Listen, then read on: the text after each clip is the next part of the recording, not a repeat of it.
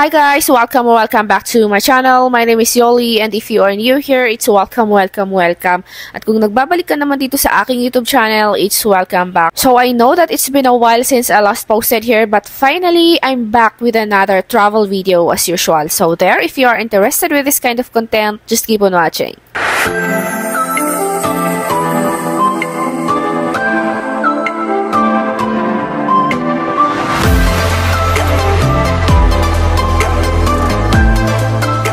Nandito na kami sa Sayak International Airport, or commonly known as Siargao Airport, after 1 hour and 30 minutes flight from Manila. So, shared van ang inavail namin, kaya nagbayad kami ng 300 pesos per head and papunta na kami sa aming accommodation.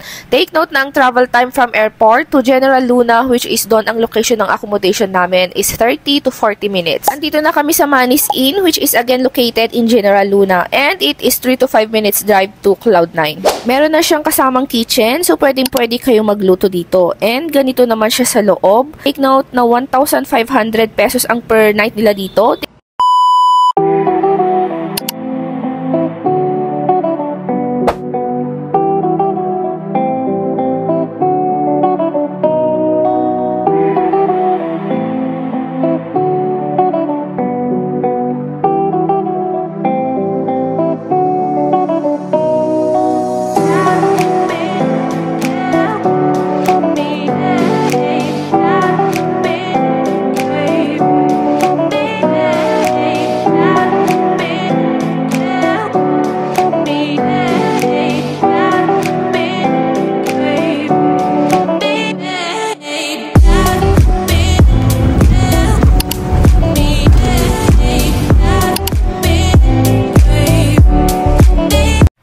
So, andito na tayo sa ating second stop, which is dito sa Maasin River.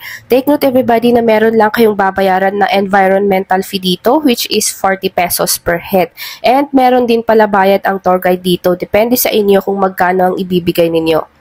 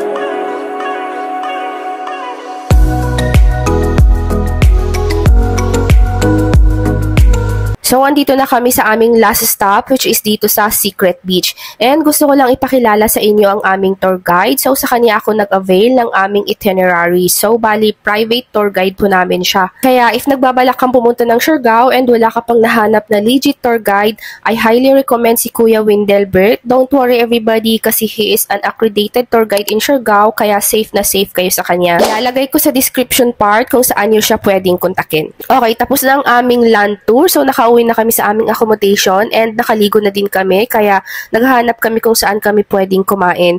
Take note everybody na kapag pumunta kayo dito sa Siargao, maglaan kayo ng medyo mas malaking budget para sa food kasi ang napansin ko dito ang mamahal ng mga pagkain nila. And we ended sa resto na to. Nakalimutan ko na kung anong pangalan nito pero more on barbecue ang siniserve nila dito. So ayan po ang first day namin dito sa Siargao and tomorrow is our second day for island hopping naman.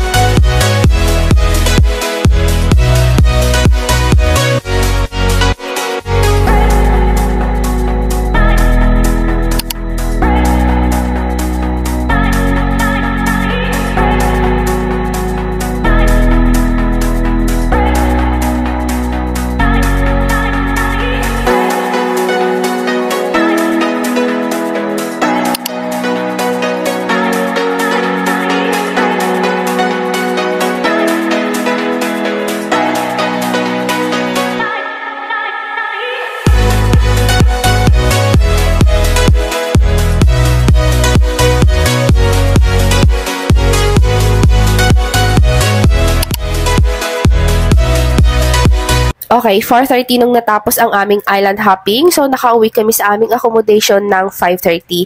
So, ang ginawa namin is nag-freshen up lang kami and nagpahinga lang ng konti. And we decided na lumabas ng 7:30 PM para mag-dinner. And dito kami sa Corvada. Isa rin ito sa may re-recommend ko sa inyo na medyo murang restaurant dito sa Siargao.